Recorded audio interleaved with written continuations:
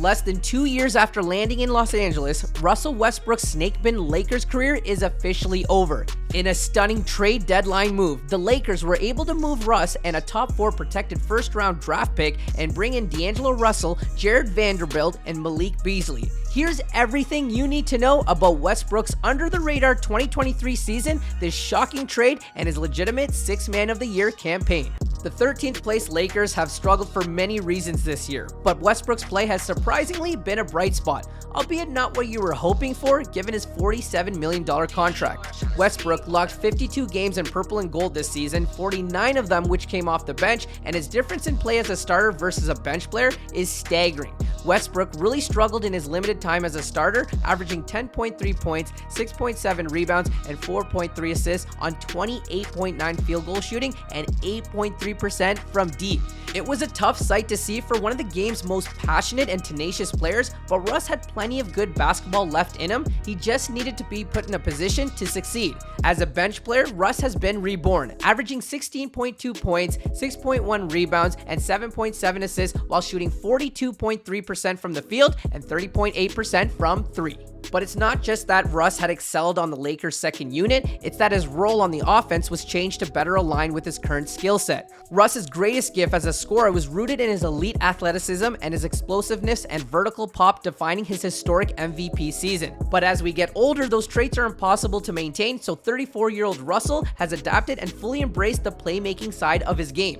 The majority of the time Russ was on the floor for the Lakers, the offense flowed through him and he understood his primary job was to create shots for others. Westbrook is an elite interior passer and quick processor who helps rack up so many easy buckets by expertly feeding cutters, rollers, or anyone in the dunker spot. At one point this season, 63.3% of Westbrook's assists resulted in field goals made from 5 feet in, which is an NBA best. Lakers coach Darvin Ham utilized snug pick and rolls that began way inside the arc to create more of these types of shots, and it's likely something that his next coach will continue to utilize. Because Westbrook is a threat around the paint, it frees his defenses up and allows Russ to either get an easy bucket for himself or dime up a teammate for one. This Westbrook-led concept was on full display this past December when the Lakers pulled off a huge upset over the Milwaukee Bucks. While Westbrook's shooting inefficiencies over the last few years are well documented, his playmaking abilities are still elite. Westbrook's currently averaging 7.5 assists per game, which is 8th most in the NBA right now, behind guys like Tyrese Halliburton and Nikola Jokic. But unlike those guys in front of him, he's the only one that did it off the bench. In fact, of the top 25, only one other player averages fewer minutes than Westbrook, and Westbrook is 8 spots ahead of him. It's because of this elite playmaking that Westbrook finds himself among the favorites to win the 2023 6th Man of the Year award. Russ is currently in second place at plus 180 odds, just behind Malcolm Brogdon at plus 175 and way ahead of Tyrese Maxey at plus 550. But these odds can change quickly. Just a few weeks ago, Russ was in a commanding lead at minus 170, but Brogdon has been playing excellent lately. If Russ can pull this off, he would become just the second player in NBA history to win both 6th Man of the Year and an MVP award, coincidentally joining former teammate James Harden. However, unlike Harden, he would be the first to win the 6th Man after winning an MVP. But how does Russ compare to some of the other 6th Man of the Year winners, you ask?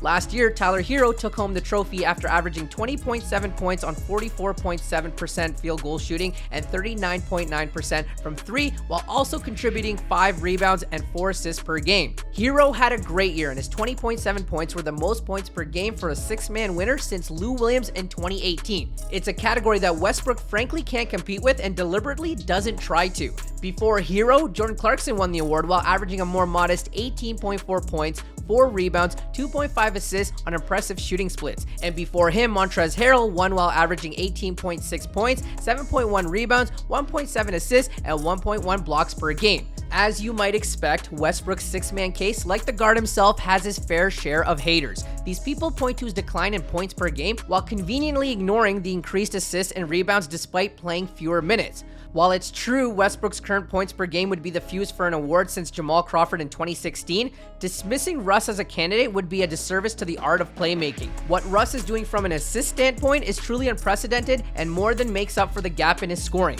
If Russ continues his 7.5 assists per game pace, Russ would crush the 6th Man of the Year's previous high of 6.7 assists set all the way back in 1999 by Darrell Armstrong of the Orlando Magic. Of course, this could all potentially change now that he's no longer with the Lakers. Lakers. Late Wednesday night, ahead of the trade deadline, Westbrook was moved as part of an elaborate 3-team deal with Utah and Minnesota that resulted in the following. The Lakers got D'Angelo Russell, Jared Vanderbilt, and Malik Beasley. The Timberwolves got Mike Conley Jr., Juan Toscano Anderson, Damian Jones, Nickeil Alexander-Walker, and some future second-round picks. The Jazz got Russell Westbrook and a juicy top 4 protected 2027 first-round pick. It was widely assumed, given Westbrook's $47 million contract, that it would take at least one first-round pick to take on his salary.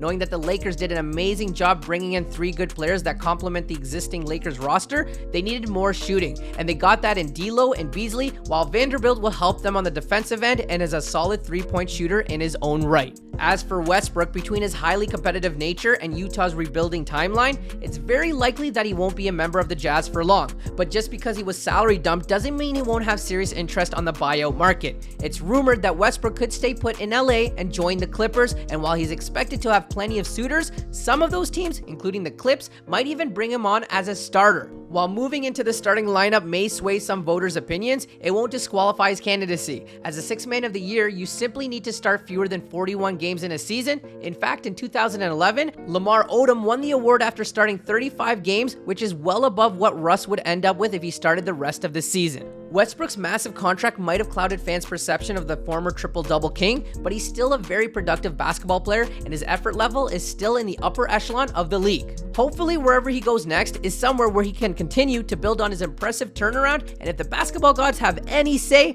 maybe he ends up with some well-deserved hardware as well. Thanks for watching, and of course be sure to drop a like and subscribe if you're new. We're currently dropping 2 videos a week that you're not going to want to miss out on, but right now only about 1% of our audience is currently subscribed, so hit that subscribe button and ring the notification bell to stay up to date on all things basketball.